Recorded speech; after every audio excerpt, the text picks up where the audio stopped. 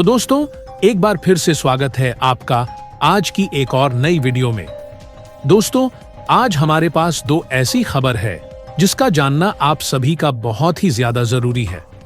तो हमारी सबसे पहली अपडेट भारत और आर्मेनिया से निकलकर सामने आ रही है, जो भारत ने आर्मेनिया को मिसाइल की डिलीवरी करना शुरू कर दिया है और ब्राजील ने भी जिद पकड़ ली है कि उसको भी भारत की 10,000 करोड़ की मिसाइलें चाहिए। और हमारी दूसरी खबर भारत, इजरायल और ईरान को लेकर है। दरअसल इजरायल बहुत बड़ी मुसीबत में पड़ चुका है, जिसके कारण भारत को उसकी मदद करनी पड़ेगी। तो आइए इन दोनों खबरों को विस्तार से समझते हैं। लेकिन उससे पहले आप सभी इस वीडियो को एक लाइक करके चैनल को सब्सक्राइब कर लीजिए। तो बात करते हैं फर्स्ट अपडेट की। तो दोस्तों, जैसा कि आप स्क्रीन पर देख सकते हैं, भारत के साथ साथ आर्मेनिया की मीडिया ने भी इस बात को कंफर्म कर दिया है कि भारत ने आर्मेनिया को आकाश मिसाइल डिफेंस सिस्टम की डिलीवरी शुरू कर दी है। जी हां, इस पूरी डिलीवरी का प्रोसेस स्टार्ट कर दिया गया है और अब एक एक करके यह मिसाइल सिस्टम आर्मेनिया की सेना रिसीव करेगी और फिर इनकी कुछ ही महीनों के बाद तैनाती कर दी जाएगी अजरबैजान और तुर्की की सीमा पर। जी हां, दोनों देशों के खिलाफ अब भारतीय एयर डिफेंस सिस्टम तैनात होगा और तुर्की का एम यह है कि इन मिसाइल डिफेंस सिस्टम की मदद से वह अजरबैजान की जो बैलिस्टिक मिसाइलें हैं, सबसे खास बात जो क्रूज मिसाइलें हैं, जो कि उसने तुर्की और इजराइल से खरीदी हैं, उसे मार कर गिराए, वह इन आकाश मिसाइल डिफेंस सिस्टम से। दरअसल दोस्तों, अब से करीबन 3 साल पहले जब अजरबैजान और आर्मेस्टिस है, ऐसे में इन्हें रोकना नंबर 1 प्रायोरिटी है आर्मेनिया की। वरना अगर आप एयर सुपीरियर की बात करें, यानी कि किसकी वायुसेना सबसे ज्यादा ताकतवर है, तो उस मामले में आर्मेनिया बहुत ऊपर जाता है। लेकिन इन क्रूज मिसाइलों का तोड़ अब तक आर्मेनिया के पास नहीं था। इसी वजह से इस एयर ताकत का अब तक फायदा नहीं मिल रहा था आर्मेनिया को। लेकिन अब वह बड़ी आसानी से इन आकाश मिसाइलों की मदद से अजरबैजान की क्रूज और बैलिस्टिक मिसाइलों को पहले ही मारकर गिरा देगा।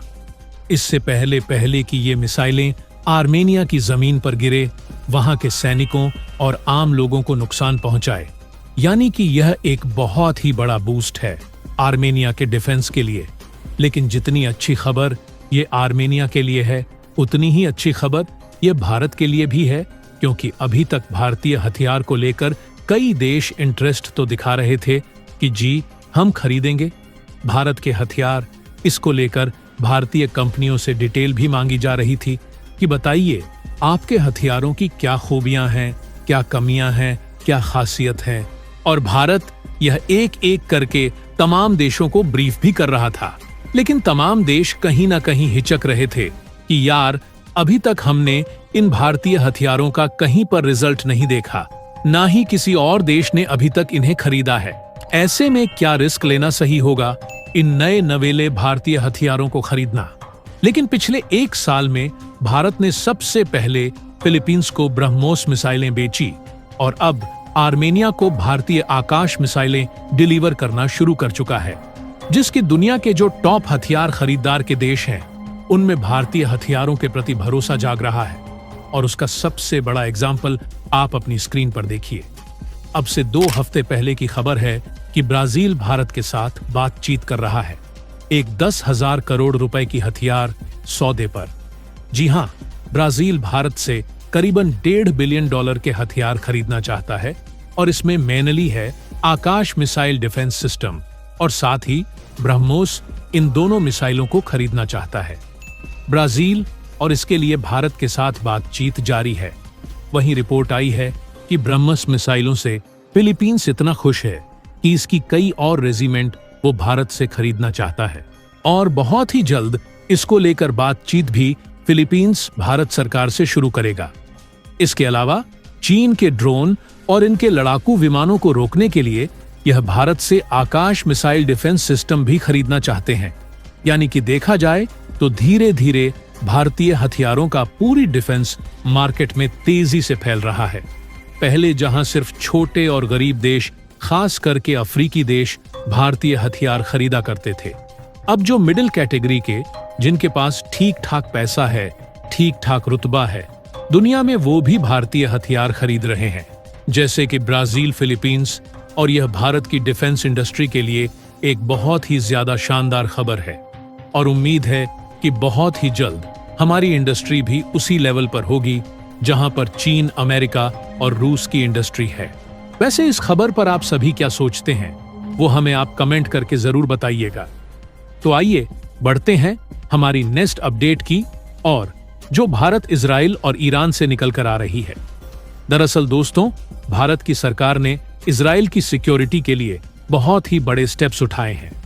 इजराइल की सरकार ने तो खैर अपना काम कर लिया है, लेकिन हमास चीफ इस्माइल हनी की हत्या को लेकर एक नई स्टोरी सामने निकल कर आ रही है।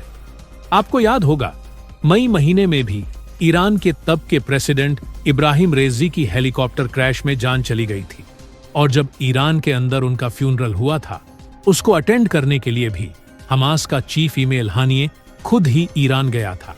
और रिपोर्ट निकल कर आ रही है कि इजराइल ने उसी विजिट के ऊपर हमास के चीफ को मुक्ति देने का प्लान बना लिया था।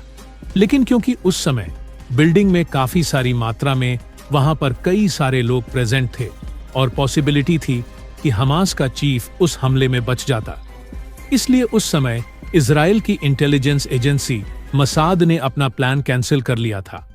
उस समय भी इजराइल ने ईरानी सिक्योरिटी फोर्सेस के कुछ एजेंट्स को हायर किया था।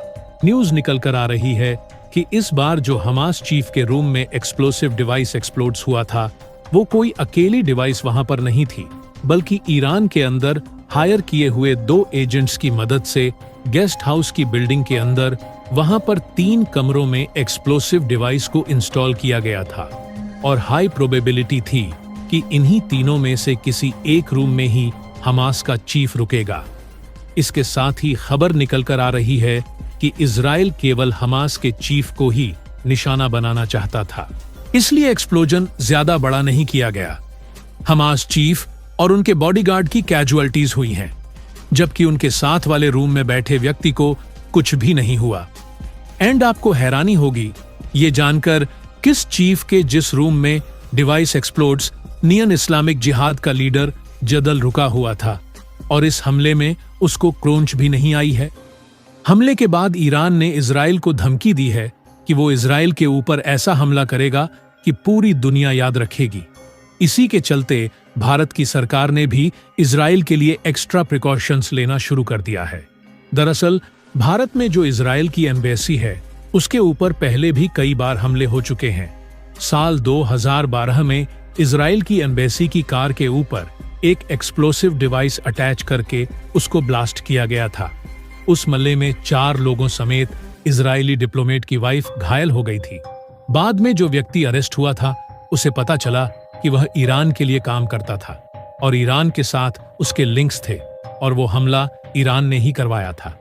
उसके बाद फिर साल 2021, साल 2022 और पिछले साल 2023 में भी इजरायली एम्बेसी के बाद स्मॉल इंटेंसिटी के कई सारे एक्सप्लोजन हुए थे, जिसकी जांच करने के लिए इजराइल ने भी एक इन्वेस्टिगेशन की टीम भारत भेजी थी।